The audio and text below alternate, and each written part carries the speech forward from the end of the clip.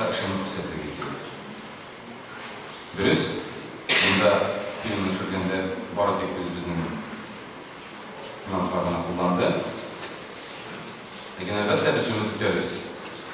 Kelajakda hukumat tarafından bizga e'tibor bo'ladi.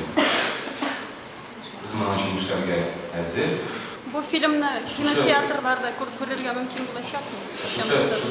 Mana hozir endi aytishimcha To'g'ri kino bilan bizning сөйләшү бара, фестивальның оештыручылары тәкъдим иткәннәр иде. Әлеге фестивальдән соң күрешеп, фильмның язмышы турында сөйләшү булган.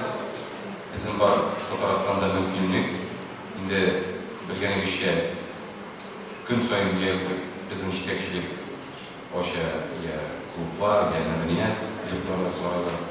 Һәм Татарстан фильмләрендә хәзер шушы фильмны күрсәтү турында сөйләшү бара. Ягъни прокатка чыгару турында.